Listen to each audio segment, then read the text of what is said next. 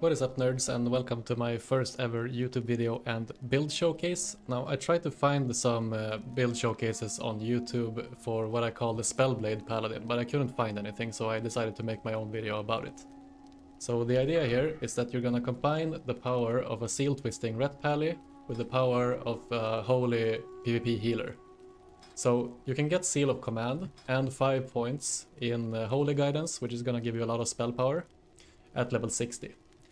And when TBC comes, we're going to get access to also to Sanctity Aura. So I imagine that this build is going to get better and not worse in TBC. We'll see how it shakes up. Maybe the other classes get insanely good as well. But in TBC we'll get access to Pursuit of Justice, Eye for an Eye, and Sanctity Aura, which is all going to be really great for PvP. So the idea here is that you're going to weave in and out of combat and do tons of damage in melee, be super tanky, and also be able to step out with your bubble and to heal your team when needed. So I'll quickly go over the talents, then we'll queue up for a game and I'll try to find some duels to show you guys. 5 out of 5 Divine Strength, 5 out of 5 Divine Intellect, 5 out of 5 Improved Seal of Righteousness. Now, some people say that you should downrank Seal of Command. I don't think that you should do this, at least I don't, because I don't like the mental tax of having to know which seal is up before I judge. I just want to be able to press judgment and get the damage out. So I'm not downranking my seal of command. You could do this if you're better than me. 2 points in Unyielding Faith. Just resisting fear effects is going to be really powerful against warlocks and against rogues. Sometimes you resist their blind, which doesn't allow them to combat reset. 3 points in Healing Light, all the way down here to Holy Shock and Divine Favor to get the guaranteed crit Holy Shock, which is gonna do about 1000 damage guaranteed with this build. Some crit for the holy spells.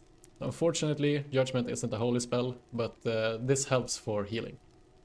Blessed Life, this is what makes us really tanky basically. All attacks against us have a 10% chance to cause half damage.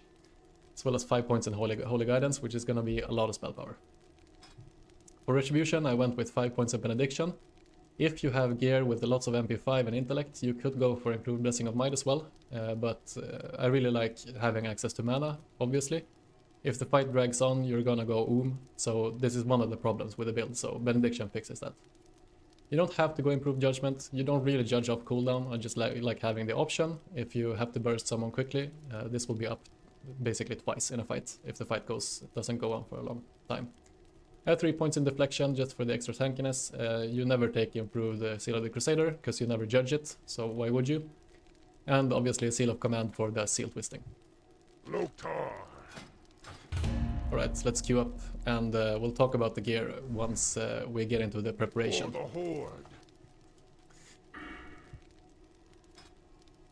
So basically, I haven't fully mastered this build, I feel like.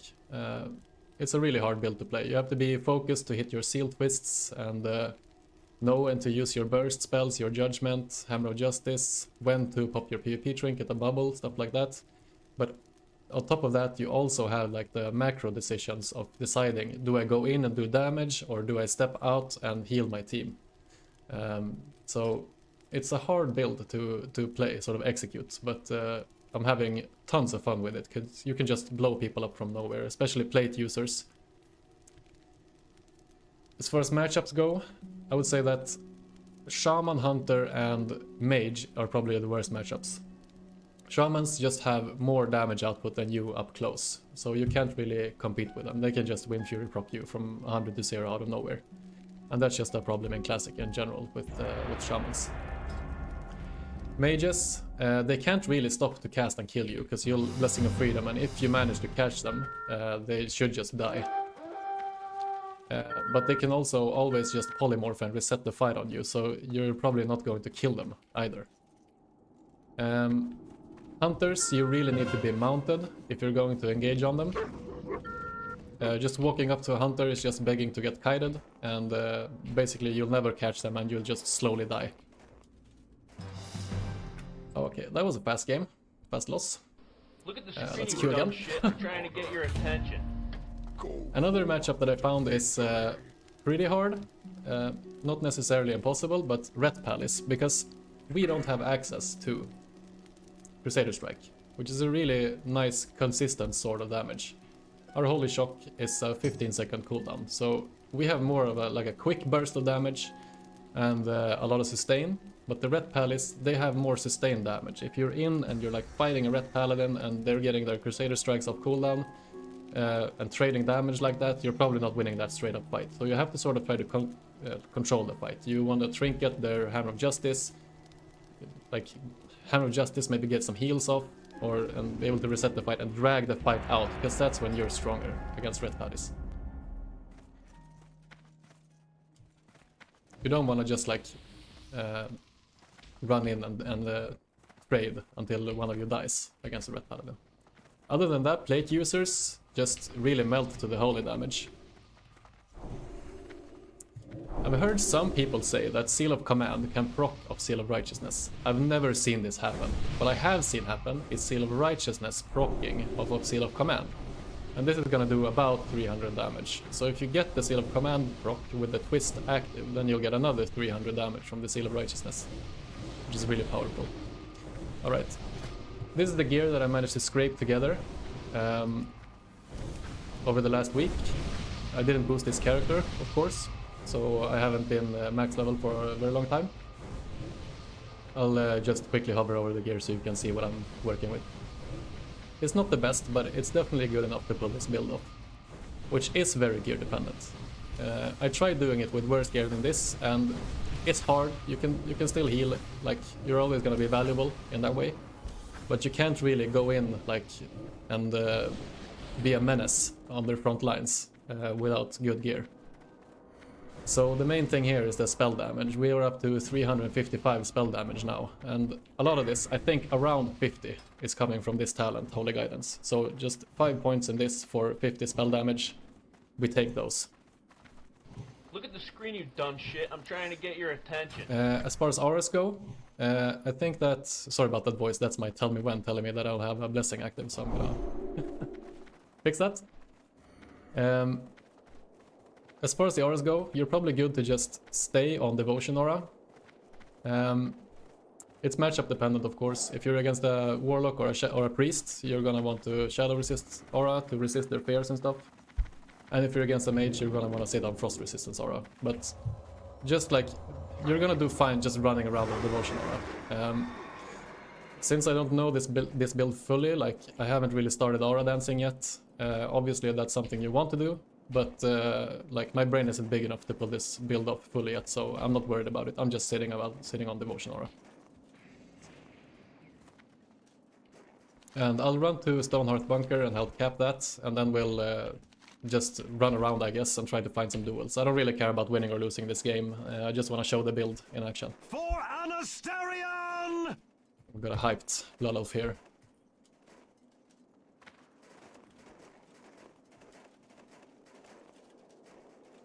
So basically what I've been doing is trying to identify where the healer is and just mounting up and running on them and trying to blow them up. Then whether that's successful or not is another story. It sort of depends on your procs. Sometimes you can just straight up kill them with Holy Shock and Judgment and Hammer Wrath, because that's like a lot of damage. But once you do, you can bubble and run out and start healing. And usually the fights go really well. If you manage to pull that off.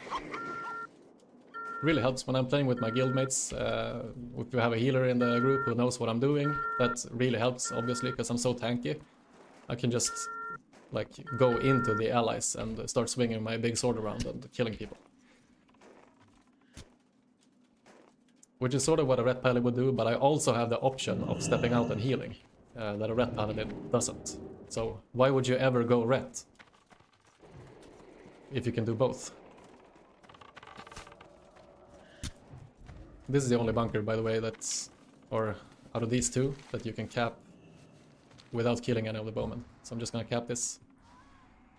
And if you don't know what seal twisting is, it's basically that you get the benefit of having two seals active at once. So I'm gonna show you here. I have a start attack macro on the Seal of Righteousness. My Seal of Command is up, and when I press Seal of Righteousness here, I didn't get the proc, but if I do get the proc, you're gonna see that both seals work on the same time. There's tons of guides on this, so if you're not familiar with seal twisting, That's something that's you should probably do, unless you're a bad gamer.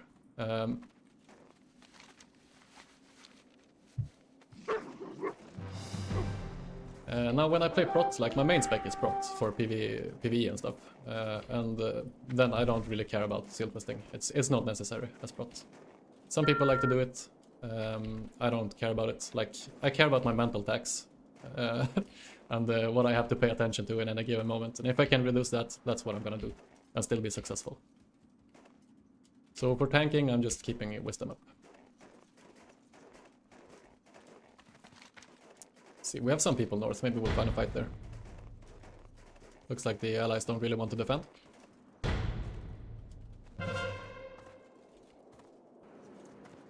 We really have no allies here, so I'm just gonna run south and try to find a duel. Normally here I would just help with the PvE fight up north and play as a healer here. But since I want to show you what this build is capable of, I'm running south and trying to find a duel. And we'll see how that goes. Maybe I lose, maybe I win. Here we have a Paladin. Let's see if he wants to fight. Maybe not. He does. I didn't get the seal twist up there. Now I'm switching to... Okay, I'm gonna trinket this. And then I'm gonna stun him. He resisted my holy shock, that's unfortunate. He bubbled, so I'm gonna take this time to just heal. And now since he's used his repentance and his hammer justice, I can just heal up the full here and then keep twisting on him. Go for the crit holy shock and hammer of wrath. I got some help from this rogue, but I have the log open here for you if you wanna see the damage. So we can see here against Hekis, the melee swings do like 540 crits. Unfortunately, I didn't get any procs off of the Seal of Command, so you can see that. But the 976 like guaranteed crit of a Holy Shock is really what makes this build pop off.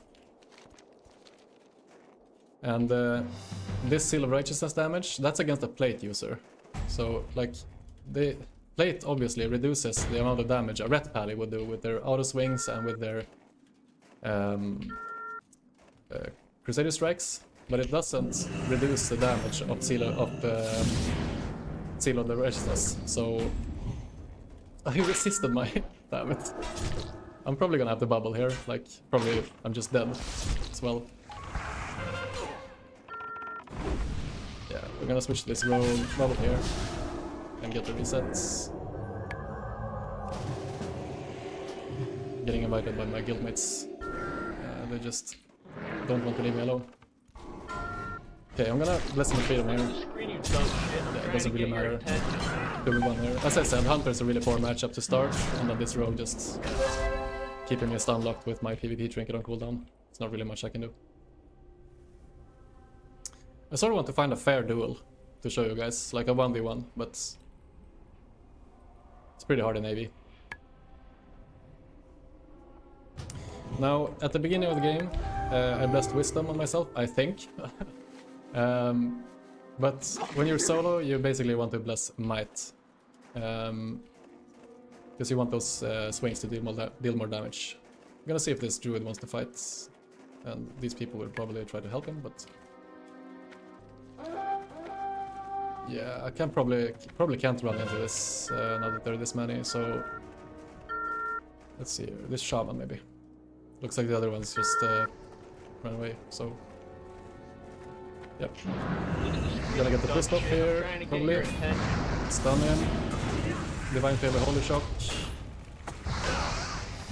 And try to get the twist off. And then this Shaman is level 51, so I just ignored him.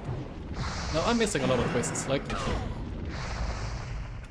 Obviously it could be better, like with practice. But it's also really hard to talk at the same time. But this is a build, basically.